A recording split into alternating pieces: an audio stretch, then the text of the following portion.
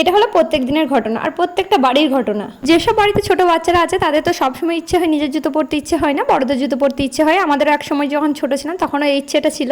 আর আমার ছেলেও তাই, তার দুই পায়ে দুরকম জুতো তার বাবার পরে নিয়েছে। সকাল সকাল বাইরে যাওয়া মাইনাসে জুতো পরে এখন।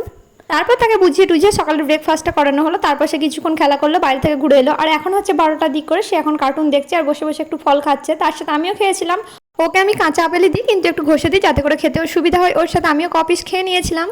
তারপরে তাকে 12:30টার দিক করে গোসল করিয়ে দিয়েছি, তারপর তাকে খাওয়াতে বসবো। কিন্তু না, তার এখন ইচ্ছা সে পার্সেল এসেছে, পার্সেলটায় কী আছে সেটা দেখবে।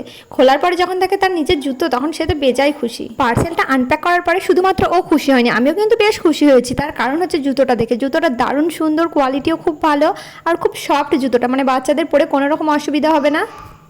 এই জুতোটা বেশ কিছুদিন আগেই অর্ডার করেছিলাম, কিন্তু আসতে একটু লেট করে দিয়েছে। জুতোটা পরে এখন সে সারা বাড়ি ঘুরে বেড়াচ্ছে। আর জুতোটা পরতেও খুব সুবিধা, পেছনে বেল্ট আছে, সামনেরটা একদম চিটানো সিস্টেম, মানে পুরো খুলে একদম জুতোটা পরা যাবে। আমি 2 থেকে 2.5 বছরের বাচ্চার সাইজের আর কি পায়ের মাপের জুতোটা অর্ডার করেছিলাম। একটু বড় হয়েছে বাবুর পায়ে, কিন্তু বড় হলেও ঠিক আছে, অসুবিধা নেই। ওর পায়ে একদম ফিট হয়ে গেছে।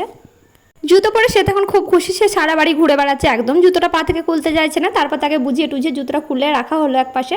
তারপর বসে গেলাম তাকে দুপুরের খাবার খাওয়া। আজকের খাবারটা ওর খুব হালকা ছিল, পেঁপে ডালা তার সঙ্গে আলু সেদ্ধ। খাবার খাইয়ে তাকে ঘুম পাড়িয়ে দেবো। আজকের ভিডিওটা এখানে শেষ করলাম, টাটা।